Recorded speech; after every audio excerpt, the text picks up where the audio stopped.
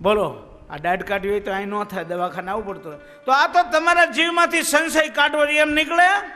માટે તમારે મંદિર આવવું પડશે કે મારે ઉતારે આવવું પડશે, અને શાસ્ત્રના પ્રમાણ સહિત હું તમને વાત કરીશ ને ત્યારે તમારો સંશય નિવૃત્ત થશે. તો કે ભલે સ્વામીજી આવીશ. હા, જે દવાખાનેથી જમવા ઘરે ન ગયા, સીધા બારોબાર એ ઉતારે ગયા સંત પાસે, અને ઓલા જગત પ્રકાશ સ્વામીને કહે, બોલો તમે આ મૂર્તિમાં ભગવાન છે કેમ માન્યું? કઈ પ્રમાણ તમારી પાસે ખરું? કે હા.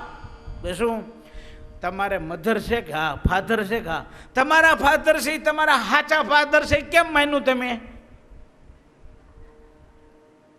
આ કે મારા મધર કે આ તારા બાપા છે, તો બાપા જ હોય ને, ફાધર જ હોય મારા. એમ નહીં, તમને ખાતરી ખરી?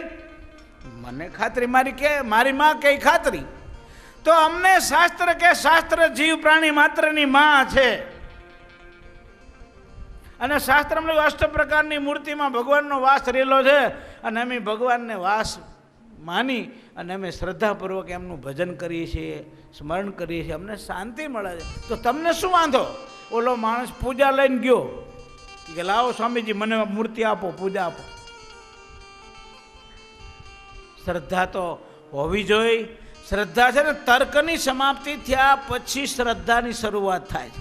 સ્વામી વિવેકાનંદજી વિદેશમાં ગયા ને, વિદેશવાળા એમ કીધું તમારી સંસ્કૃતિ ને અમારી સંસ્કૃતિમાં ફેર શું?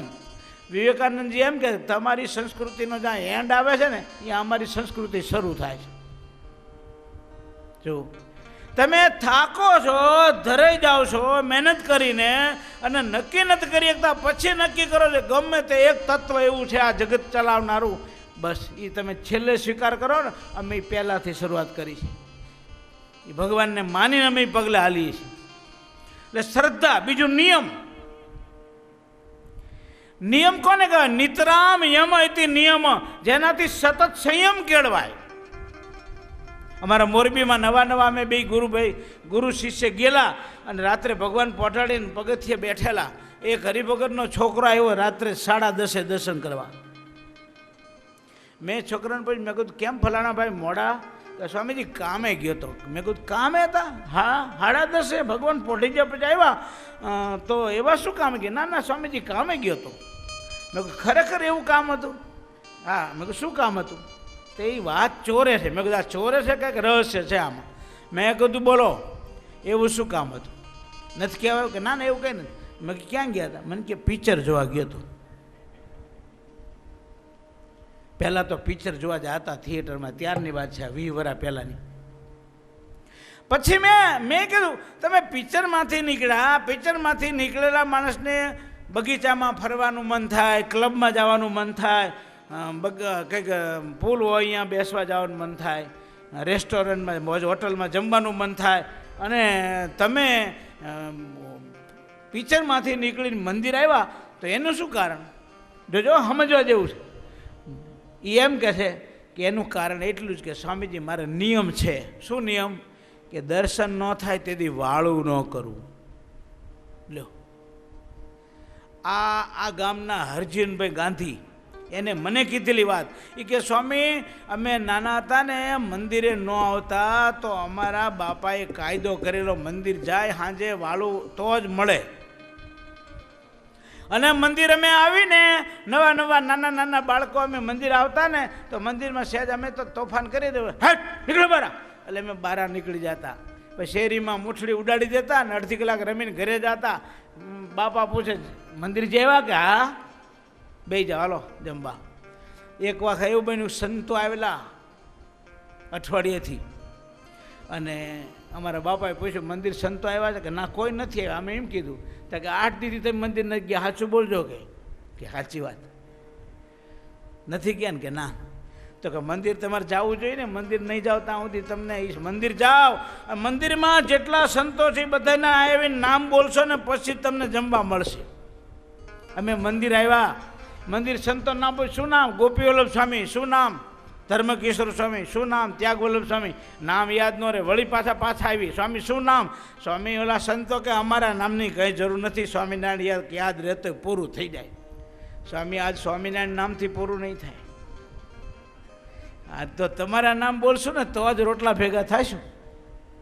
સદગુરુ ગુણાતીતાન સ્વામી કીધું કે આ સંતની કૃપાથી જીવ રોટલા ભેળો થાય છે. આપણને ખબર નથી, આપણે માને હું મહેનત કરું છું મળે, પણ ભગવાનની સંતની કૃપાથી આપણે સુખી થઈ. પછી તો સંતોના નામ લખાવ્યા અને પછી ઘરે જઈને એટલા નામ વાંચ્યા ને પછી કે હવે બેસી જાઓ જમવા લો. પછી કે અમારે એવું થયું મંદિર જતા ને એટલે ભગવત સ્વરૂપદાસ સ્વામીનો મોટો ઉપકાર એ અમને ચાલીમાં બેહાડ દેતા કે બે જવાય હાલ, એ લાડુડી ખાવી તો મગજની લાડુડી ખવડાવીશ, પણ આ કીર્તન એક પાકું કર્યા વગર નહીં જવા દઉં. શાક શીખડાવે ને કીર્તન પાકું કરાવે અને આખું કીર્તન પાકું થઈ જાય પછી સ્વામી લાડુડી ખવડાવે ને પછી જવા દે.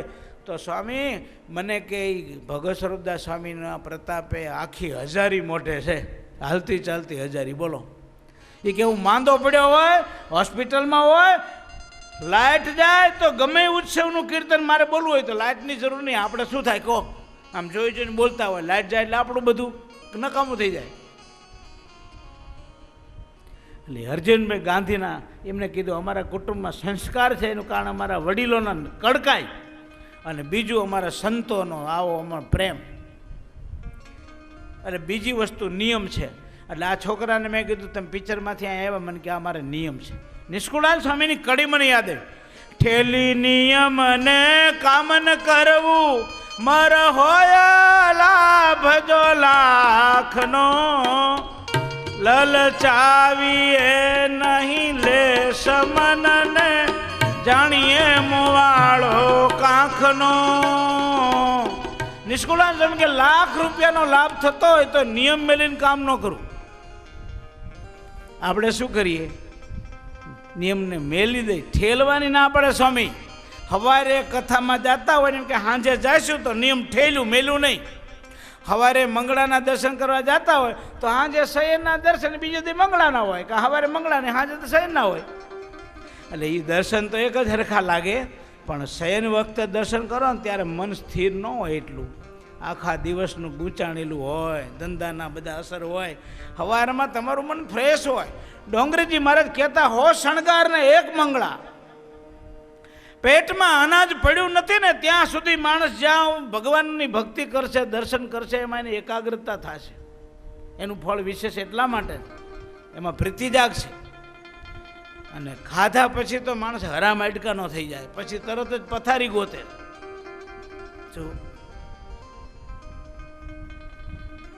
અને એટલા માટે તો ઉત્સવના દિવસોએ ફરાળ કરવાનું વિધાન છે. એકાદશીના દિવસે, એકાદશીના દિવસે અનાજ ખાય તો ઘોર્યા કરે ખાઈ ખાઈને. એકાદશીના દિવસે હરિજનથી ફરાળ કરવાનું વિધાન એટલા માટે. અને ફળ જુઓ કેટલું, એક એકાદશીનું ફળ કે 1 લાખ સાધુને 60,000 વર્ષ સુધી જમાડે ને જેટલું ફળ થાય એટલું ફળ છે. નારાયણ ગીતામાં આગળ કથા આવે છે, મહારાજ કે એકાદશીનું વ્રત કરવું. અને વ્રત માટે સમતો ગાયું, એ હરિજન હોય તે હરિને ભજે રે. એ હરિજન હોય તે હરિને ભજે રે. એ હરિજન હોય તે હરિને ભજે રે. એ હરિજન હોય તે હરિને ભજે રે. એ વ્રત એકાદશી તે કદી નવ તજે રે. વ્રત એકાદશી તે કદી નવ તજે રે. વ્રત એકાદશી તે કદી નવ તજે રે. વ્રત એકાદશી તે કદી નવ તજે રે. એ હરિજન હોય તે હરિને ભજે રે. એ હરિજન હોય તે હરિને ભજે રે. ભગવાનનો ભગત કોઈ દી એકાદશી છોડે નહીં. પેલા આપણા વડવાઓ એકાદશી દી હાથીડું ન જોડતા ખેડૂતો લો. અને અત્યારે હાથીડા નીકળી ગયા, ટ્રેક્ટરથી 100 ગણી ઝડપી ખેતી થાય છે હાથીડા કરતા. તોય માણસ એકાદશીના દિવસે ટ્રેક્ટર જોડે. બોલો શું કામ? એ જો ટ્રેક્ટર ન હાંકે ને તો કંઈ વળે નહીં, એને કંઈ મળે નહીં. હું એના ભાગમાં કંઈ ભેગું ન થાય. શું પાપ? એકાદશીથી હાથીડું જોડે તો જ પાપ જાજુ થાય ને, જાજા જીવ મરે. અને પુણ્યનો દિવસ હોય તેથી પાપે જાજુ લાગે ને પુણ્ય જાજુ થાય. તે જ દિવસે બરોબર હાથીડું જોડે. અને હું તો જે મળે ને હરિભગત છે, અને એકાદશીથી ફોન આવે ને એને પૂછું શું કરો છો, હાથીડું જોડ્યું છે, ટ્રેક્ટર હાંકું છું. એને કહું કે ટ્રેક્ટર આજ હાંક્યું પણ હવે છે ને ભગવાનની આજ્ઞા નથી હોય, એકાદશીથી જોડાય નહીં. પછી મૂકતા જાય છે, જે સંઘમાં આવતા જાય છોડતા જાય છે. એકાદશીનું વ્રત માણસ વિધિસર કરે. 1 લાખ સાધુ, એક બે નહીં, 1 લાખ સાચા સંત ધન અને શરીરના ત્યાગી સાધુને 60,000 વરા સુધી જમાડે. 60,000 વરા, બોલો, એક બે દી નહીં, 60,000 વરા સુધી જમાડે ને જેટલું ફળ થાય એટલું એક એકાદશીના વ્રતનું ઉપવાસનું ફળ છે. બોલો, 60,000 વરા એટલે સાધુને લખ્યું ધર્મામૃતમાં કે સાધુએ લાગત 3 દી સુધી એક જ હરિભગતનું અનાજ ન જમવું. આટલા બધા ધર્મો સૂક્ષ્મપણે લખ્યા. શું કામ? કે સાધુ લાગત 3 દી જેનું જમે ને એમાં એને પ્રીતિ થાય, એમાં એને મમત્વ બધે, આ હરિભગત મારા, આ હારા, એમ થાય. હા, એવું નહીં કે છૂટ આપી છે. એમાં પારાયણ પ્રસંગ હોય, કોઈના તરફથી પારાયણ હોય કોઈના ઉદ્ધાર માટે, તો એને 8 દિવસ કે 7 દિવસ કે 9 દિવસની પારણો, તે એટલા દિવસ યજમાન સીધું ન આપે તો બીજાનું લેવું એવું છૂટ લખી, નહીતર યજમાનનું જ લેવું એવું લખ્યું. ત્યારે છૂટ, કારણ કે એનો મોક્ષ કરવાનો છે એટલે એ છૂટ આપી છે, બાકી નહીં. હવે તમારે સાધુને 60,000 વરા સુધી જમાડવા હોય ને, 60,000 તો 80 વરા સુધી તમે જીવો તો થાય. 80,000 વરા સુધી તો 80,000 વર્ષે જે કામ થતું હોય એ એક દીએ થાય. તો એક દીએ કરવા સારું કે 80,000 વરા સુધી જન્મ લેવા? સમજાય છે? એક દીમાં પતિ જાય કરાય ડાયો કહેવાય. એટલે હવે એકાદશી નો રહેતા રહેજો. अरे पीपा पाप ने कीजिए तो पुण्य किया 100 बार, जो किसी का लिया नहीं तो दिया 12,000. नो लई तो दीधुं ज छे, पाप नो करी तो पुण्य ज करजो. हूँ तो कहूँ छूं 3 વાર फराळ करजो. नो रेवाय तो समझो, पाछा रेवात होय ने न करवुं. आ तो नो रेवाय एवा होय घणा, इने 3 વાર फराळ करजो. पाप तो नहीं थाय ने, पुण्य नो थाय तो कांई नहीं, घोड्યું. पण कई ई कायम माटे ई रस्ते न हलाय. संकट समयनो रस्तो कोने कहेवाय? જ્યારે મુશ્કેલી થાય ને, બસ એક્સિડન્ટ થાય, તારી બારી ખોલી નીકળ્યા, કાયમ એથી ન નીકળાય. ઘણા કે આપણે 3 વાર ફરાર કરવાનું જમી કીધું ને, એવું નહીં. શક્ય હોય એટલે એકાદશી વ્યવસ્થિત કરો. એકાદશીના દિવસે જરૂર વગરનો વ્યવહાર ન કરો. દિવસે ન હોવાય તો ન હોવો, ધંધો કર્યા વગર હાલે તો ધંધો ન કરો. અને કરવો જ પડે ને તો 8 જ કલાક કરો. શાસ્ત્ર તો એમ કે 8 જ કલાક ધંધો કરો તમે. અરે 24 કલાક 12 10 15 કલાક લાગ્યા ન રહ્યો. હું તો એટલું જ કહું હરિભક્તોને કે તમારા દીકરા હાથ પગ વગરના જન્મવાના છે. તમે તમારા 2 હાથથી તમારી 5 હાથ પેઢીનું તમે કમાઈ લેતા હોય તો દીકરો એના પૂરતું નહીં કમાઈ લે? એ કમાઈ લેશે અને તમે ભેળું કરીને જાશો ને તો ઉડાડશે ને, એની જિંદગી બરબાદ થશે ને, એનો મોક્ષ બગડશે ને તમારો બગાડશે. તો શું કામ ભેગું કરો જાજુ? બહુ ભેગું કરવાની જરૂર નથી. હા, જરૂર છે, રૂપિયો જરૂરી છે, જરૂરી છે. એટલે તમે નીતિથી કમાઓ, 8 કલાક ધંધો કરો. શાસ્ત્ર એમ કે જે 8 કલાક ધંધો કરે ને એને જેટલું જીવન નિર્વાહ પૂરતું ને એને આબરૂ હચાવવા પૂરતું જોઈએ ને એટલું ભગવાન એને આપી દે. શાસ્ત્રમાં બધા વિધાન લખ્યા. મારે આગળ ઓલી કથાને લઈ નારાયણ ગીતા લેવી છે. નારાયણ ગીતામાં પહેલું જ મારે જ કીધું, બ્રાહ્મ મુહૂર્તે ચ ઉત્થાય, બ્રાહ્મ મુહૂર્તમાં ઉઠવું.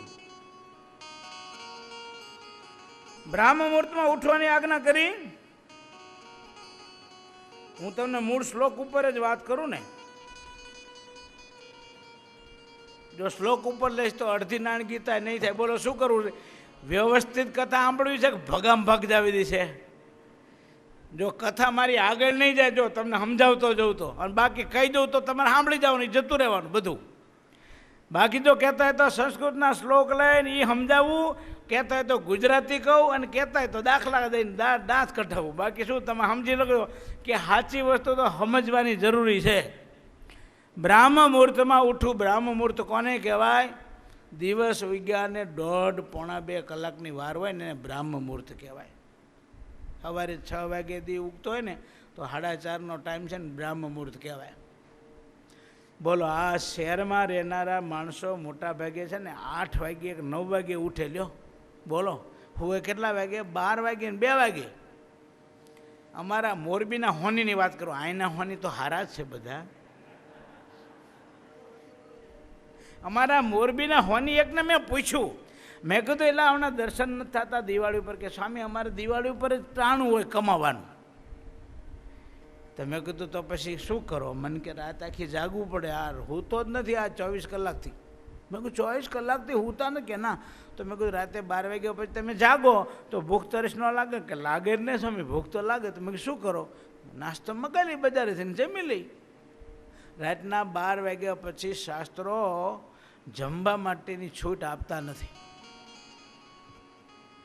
રાતના 12 પછી જમવું નહીં એમ કહે છે. નહીં જમાય, નહીં પૂજા કરીને જમાય, સ્નાન કરવું જરૂરી છે. હા, સંતો આપણા કહેતા કે પરોપકારનું કામ કરતા હોય, દેવ મંદિરની સેવા પૂજામાં કે સેવામાં હોય, અને સંતો મોટા 12ને બદલે 1 વાગ્યા સુધી પાણી પાતા જમાડતા, એ વાત જુદી છે. એ બધું એના ખાતામાં, આપણા ખાતામાં નહીં. શું તમારે સાધુ પાસેથી પ્રસાદીની અપેક્ષા ન રાખવી, પણ